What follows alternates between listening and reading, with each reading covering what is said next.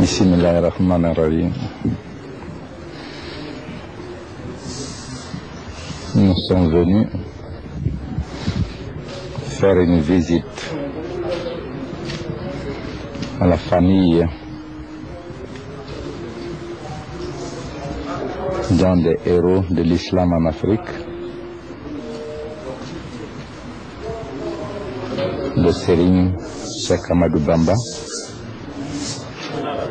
dont nous honorons la mémoire et dont nous suivons la trace dans la défense de l'islam et de ses valeurs immortelles, dans la défense des intérêts des peuples d'Afrique,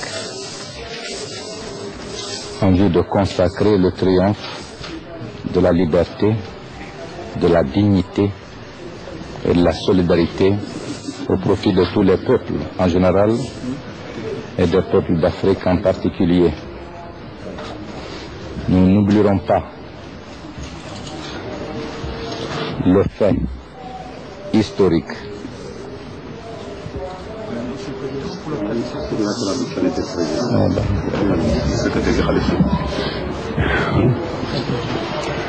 moo di siyaare si bërëb bi, siyaare si njaboot gi, njabootug Sëñ Ahmadou Bamba mi nga xam ni jëfam waxam man-manam ci lislaam wër na budul Sénégal, ci Sénégal yemul ci Sénégal, ci Afrique yépp la maase. loolu moo di tànki teyam. L'histoire africaine enregistre l'exil qu'a fait subir à nombreux défenseurs de l'islam et de la liberté de nos peuples par des puissances coloniales. En ce qui nous concerne, Sénégal et Guinée, c'est l'impérialisme français qui a pris cette grave décision de chasser de leur pays les dignes fils de nos peuples. Ainsi, le grand défenseur de l'islam au Sénégal, Cheikh Ahmadou Bamba, et également l'Almami Samori, dont la mission était et d'œuvrer à l'affermissement de l'islam en Guinée, ont connu l'exil sur la terre africaine du Gabon. dana bokk na ci histoire Afrique yépp ci wàllu l'islam ku mel ni Cheikh Ahmadou Bamba bokk na ci nga xam ni yëkkati na l'islam yëkkati gu amul fenn goo xam ni ci Afrique gépp la maase ci jëf jooju colonialiste yi tubaab yi fi nekkoon not Afrique yépp def nañu loo xam ni Afrique yëg na ko ci jël ko ku mel ni ñoom it ku mel ni am nañu ku mel noonu ki di Samori et yàq gu ñu yàq not gu ñu nu man not tax ñu yóbbu leen ci bitim réew loolu nag Cheikh Ahmadou Bamba Guinée Sénégal Afrique ci biir histoire Afrique ma nga ca biir ndax seen jëfi. Nous retenons aussi le fait qu'à la mort de l'Almami Samori, Cheikh Ahmadou Bamba a assumé ce que tout musulman souhaite une fois que Dieu lui prend l'âme, qu'on prie sur son corps et qu'on le reconfie à Dieu. Or, nous considérons en Guinée comme une chance inestimable que Dieu a offerte à l'Almami Samori, que son dernier jour se soit passé en présence de son ami, de son coreligionnaire, celui qui a incarné comme lui les valeurs de l'islam sur le continent, et qui soit revenu à ce dernier le devoir de prier sur son corps. En venant donc au nom de tout le peuple de Guinée, nous nous devons de rendre cet hommage à Cheikh Ahmadou Bamba, qui n'est plus, et donc à sa famille, à son illustre descendance. nee na ci loolu umpulewuñu réewum Guinée ak réewum Sénégal kenn umpul Afrique gépp kenn umpulewu ci Almami Samori Touré bi mu eggee fi nga xam ni jullit bu nekk mooy sa kem taxawaay kem eggaay ci àdduna moo di génn àdduna foofa xaritam bu baax ba Cheikh Ahmadou Bamba ci la mujje moo ko defaral li nga xam ni jullit buy génn àdduna di wuy ji sunu boroom moom ngay ñaan ci loxoom la mujj ci la ko ñaanale mujje ko ba jébbal ko yàlla sunu boroom nee na loolu xeetu Guinée xeetu Sénégal bir na ko rafetlu na ko te loolu am la wërsëg la woo xam ni koo xam ni Cheikh Ahmadou Bamba moo la mujje ñaanal la loolu kenn xamul na mu ko mën a waxe moo tax bés bii mën na ni sax ak tànkam yi chance la ci réewum Guinée chance boo xam ni loola taxawal na leen fi waxal na leen fi naam Serigne Touba nekkat fi mais njaboot gaa ngi fi yaa ngi fi toogal Cheikh Ahmadou Bamba loolu doon na mbégte ci moom mbégte ci peuple Guinée bépp. Nous venons aussi encourager sa famille qui a poursuivi l'œuvre du grand homme en œuvrant efficacement, constamment à l'expansion de l'islam au Sénégal et au-delà des frontières du Sénégal, parce que nous savons que des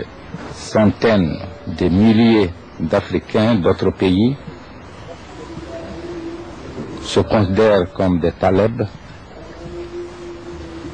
et suivent la voie tracée par l'immortel Cheikh Ahmadou Bamba. Nous félicitons donc sa famille pour l'œuvre accomplie. Nous l'encourageons à poursuivre cette œuvre. Le musulman sait qu'il naît, qu'il va mourir et que Dieu, le juge suprême, le jugera. Et c'est pourquoi l'œuvre doit continuer au service de nos peuples pour affermir la liberté, la justice dans nos pays. nee na mi ngi lay ndokkeel di ndokkeel njaboot gépp jëmale ko ci li nga xam ni moom la Serigne Touba bàyyi fi di topp yàlla di teete nit ñi jëmaleen ci yàlla te bu mu fi jógee ba tey njaboot gi loola ca lañu aw boobu nga xam ni fenn na fépp ndax yoon wi nga xam ni moom la fi wàcc jël na Sénégal jël na Afrique dem na fu nekk bés boo yeewoo day daanaka gën a màgg fu nekk am na nu fay taalibe day gën di màgg rekk loolu am na ci moom ndokkeel goo xam ni peuple bi mu représenté yépp ñu ngi koy ndokkeel famille yu Cheikh Ahmadou Bamba ak yow mi ko jiite te loolu dafa doon bokk ci loo xam ni li ñuy wax ni yëkkati der bu ñuul yëkkati africain yi ci la bokk loolu fekk nañu ko tërale bu dee ci yoonu yàlla ci yoonu àdduna dana tax nit ku ñuul moom boppam mënal boppam ànd nekk benn loolu mi ngi la ci ndokkeel di ci ndokkeel mbooleem ku bokk ci njaboot gi. Ici, il y a plusieurs membres du gouvernement guinéen, plusieurs membres du comité central du parti guinéen qui se sont donc tous joints à moi pour venir transmettre les salutations du peuple musulman de Guinée à notre frère, au guide spirituel du mouridisme aujourd'hui, et à travers sa personne rendre hommage à notre grand-père commun que nous considérons comme le phare éclairant le chemin de tous les musulmans. Et nous pensons que la solidarité entre tous les musulmans est un devoir, et nous donnons l'assurance que cette solidarité se concrétisera et s'affermira constamment entre les musulmans de Guinée et tous les musulmans du Sénégal, entre les musulmans de Guinée et tous les musulmans du monde, car celui qui vous parle est actuellement le premier vice-président de l'organisation de la conférence islamique. Et c'est pourquoi en venant ici, nous devons prier ensemble pour le triomphe de la cause de l'islam dans le monde, pour le progrès de l'islam en Afrique et pour la solidarité islamique entre le Sénégal et la Guinée. nee na ñii mu àndal yépp ay kilifa lañu ci Guinée, ay ministre la àndal ak i ambassadeur yu Guinée.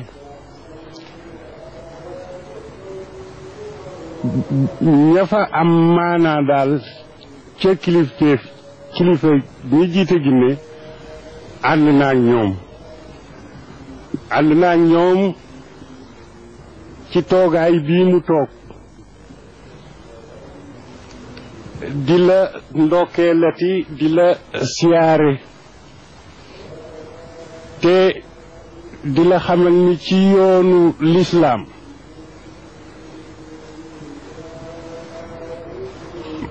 maamam baayam Cheikh Ahmadou Bamba nekk na maanaam faar, nekk na maanaam làmp ci diiney lislaam, làmp boo xam ni leeral na Afrique, leeral mbooleem réew mu nit ku ñuul nekk. moo tax mu ànd di ñaan ak yow mii nga xam ni yaa ko fi toogal te jaar yoon woowu, ñu ñaan booleek peuple Guinée musulman ya fa nekk yépp ak yu Afrique yépp, yàlla leeral leen ci yoonu lislaam ba jullit yépp nekk benn bokk lañu bëgg. ndaxte rawatina ci kat moom mii nga mu toog fii am na kuréelu jullit yu mu jiite yoo xam ni moo di seen président, vice-président. kon nag li yoon wi lii Cheikh Ahmadou Bamba def maanaam mu mel ni faar nga xam ni daa leeral lépp, bu ci ñépp jaaree nekk benn, ñu ñaan jullit yépp nekk benn, yàlla defal ñu di ko xamal ne jotaay bi am na lii tey nu man koo gis, waaye man jàpp ne tey la jëkk, ngir ba ma xamee ay yéreem ci ñëw fi, xam xolam ci ñëw fi, yàgg na lool ñu am ay gàllankoor yu ko koy tee mën a am. kon nag bu amee tey yii dana mu wóor ci ñun lu mu yàgg xalaat la, lu mu yàgg yéene la, lu mu yàgg bëgg la, te am na ci firnde yu leer yoo xam ne dinaa ko leeral. Il considère que votre cœur est bien avant ici, bien avant que votre personne ne soit là aujourd'hui. Il a des preuves concrètes que depuis longtemps, votre vœu le plus cher a été de vous rendre à Touba. Et il ne manquera pas de faire comprendre les raisons pour lesquelles jusqu'ici vous n'êtes pas venu ici. Aujourd'hui vous êtes là, mais de cœur, vous étiez là déjà depuis plus longtemps, bien avant. firnde yi ma xamee ne fii ci Touba yàgg na fi bëgg di yéene na ko fi moo di ñëw na fi yebal fi ab délégation bu fi dikk bu ñu fi ñëwee yéene ak bëggoon a dikkam rek la ñu ma wax ak tëléga waaye waxoon nañu ma it ñu ne ñaan na yàlla ci ak dundam yàlla may ko bisub àjjuma boo xam ne faw dana ko jullee fii ci Touba. Il a eu à recevoir ici même à Touba une délégation envoyée par vous-même pour lui faire part de votre ardent désir de vous rendre à Touba. Mais à l'époque, les préoccupations ne vous le permettaient pas vous, mais vous avez insisté sur le devoir, sur le vœu qui vous est intime de venir un jour de vendredi faire la prière à Touba. wala yi nga xam ne wax na ko ci diggante maamam ak sama baay wëllëri la woo xam ne xam na ci sax loo xam ne danaa ko dolli fii ci lu ma leer nañ loo xam ne ci làmmiñu Sëriñ Tuubaa la génnee wax na ne jamono yi nga xamante ni ay maam sa mbir tolloo na ci war a dem waxtaan nañ ñoom booba dem bi mënoon naa bañ a am moom moo ko xamal ni ko nañu ma bàyyi ma dem ndimbal foofee rek laa ko soxla te lu Sëriñ Tuubaa nettali na ko ci làmmiñu boobu ci digganteem ak sàmm il a une conscience très aiguë du lien qui existe entre vous deux et qui remonte au lien qui unissait Cheikh Ahmadou Bamba à Almami Samori Touré. Aujourd'hui, il fera une révélation qu'il tient de son père Cheikh Ahmadou Bamba lui-même. Lorsque l'Almami a senti qu'il devait quitter ce monde, il en a causé avec Cheikh Ahmadou Bamba, qui lui a fait savoir qu'avec des prières, le musulman peut toujours vivre davantage. Mais l'Almami lui a fait savoir que à cette époque-là, ce à quoi il pensait, ce qui le tenait le plus à cœur, c'est la vie au-delà avec la bénédiction de Dieu. C'est la raison pour laquelle il n'insiste plus pour vivre dans ce monde. loolu taxaw na naka jekk lu wóor mu ni ak cofeel la fi am wëllëri la fi am loo xam ne mu dëggu ci moom la ngir sama kër gi ay téere ngi fi yu bari yoo xam ne moo ma ko yónnee yooyu alxuraan portale boppam ngi fi boo xam ne moo ma ko yónnee te ay montar la ko booleel yónnee ma ko ku toog fa mu toog di la yónnee ay firnde war ngaa xam ne bu la mënoon a gis la. Il dit que, au-delà de votre délégation, les divers objets que vous avez bien voulu lui envoyer ici à Touba, livres, photos, montres, tout cela prouve que si de la Guinée vous lui envoyez ça, c'est parce que vous tenez Cheikh Ahmadou Bamba, sa famille et le mouridisme en général en très estime. Il considère que c'est là une marque éclatante de votre disponibilité à son égard, de votre amitié et de tous les sentiments que vous avez toujours nourris à l'égard de Cheikh Ahmadou Bamba, à l'égard de la confrérie qu'il a créée et à l'égard de sa famille. ci turu murid yëpp ak mboolem njabootu Sëriñ Tuubaa yëpp maa ngi ko ci nuyu di ko gërëm di nuyu ñu mu àndal di leen gërëm di ko ñaanal itam nag yàlla defal ko ndam tey defal ko ëllëg moom mi nga xam ne ku ma ko defal nga am ko te dara du mën a tey nga am. Il dit qu'il tient à ajouter des prières à votre égard au nom de Serigne Ahmadou Bamba, au nom de sa famille, en son nom personnel et au nom de toute la confrérie des Mourides, pour que Dieu vous laisse longue vie pour que Dieu vous laisse les moyens de poursuivre votre grandiose tâche que vous avez entamée depuis plusieurs années déjà et sur laquelle on n'a pas besoin d'insister parce que le monde entier en est très largement informé. Il vous renouvelle ses prières pour votre bonheur personnel, pour le bonheur de votre famille, pour le bonheur du peuple de Guinée tout entier. maa fa nag maa ngi baanu rek li ma waxoon su ko fàttali ni ñëw na fi tey waaye jàpp nga ni tey la fi jëkk ñëw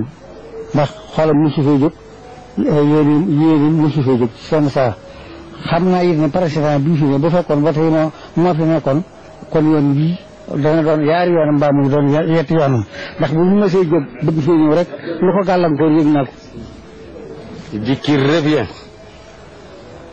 sur ce qu'il a dit tout à l'heure pour redire que aujourd'hui la personne de Ahmed Sékou Touré est à Touba, mais avant tout le cœur, tout son cœur était déjà là et que tous les objets que nous lui avons envoyés ont été précédés par votre cœur et qu'il est conscient et il en remercie l'actuel président que si ce dernier était là au moment où vous avez souhaité vous avez exprimé le premier souhait,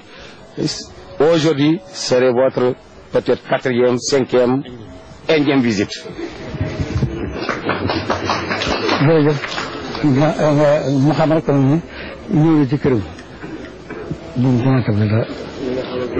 Vous êtes chez vous ici à Touba.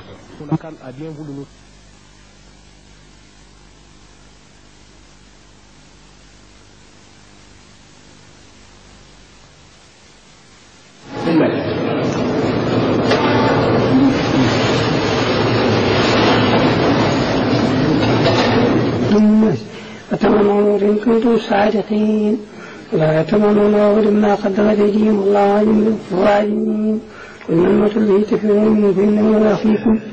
وتردون إلى عالم الغيب والثالث إنما كنتم تعملون سائر الإسلام يوم السادس من يوم الجمعة فإذا يذكر الله فالضعاء فإن كنتم تعلمون وإذا قضي الصلاة فانتشروا الأرض وابتغوا فضل الله واسألوا الله كثيرا لعلكم تفلحون فزعمت أن الله يفعل وإذا تركوك قائما قل ما عند الله خير من اللهو والنسيان والله خير الرازقين. الله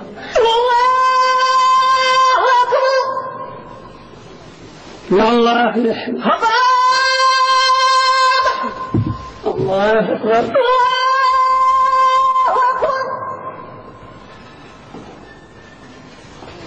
الله الله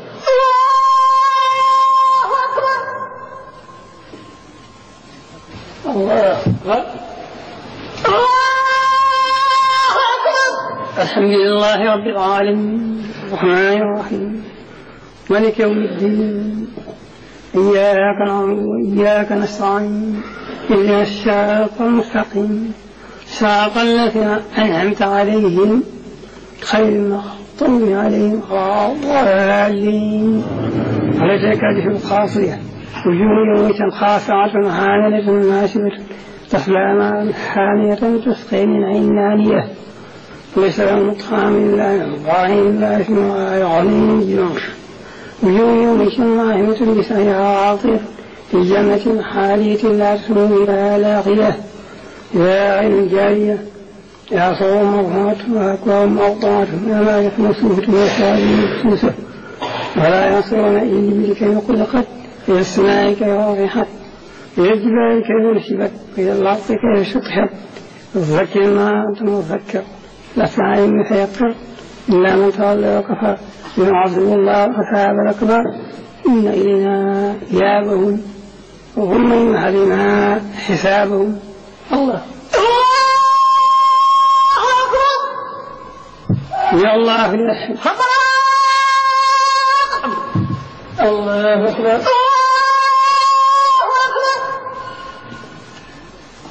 الله الله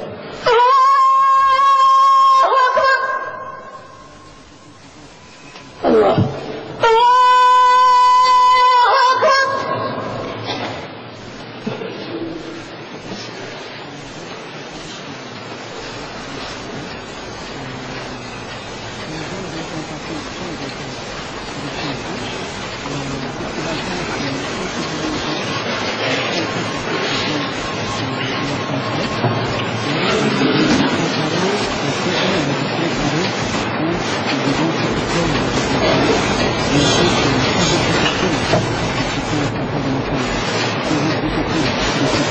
السلام عليكم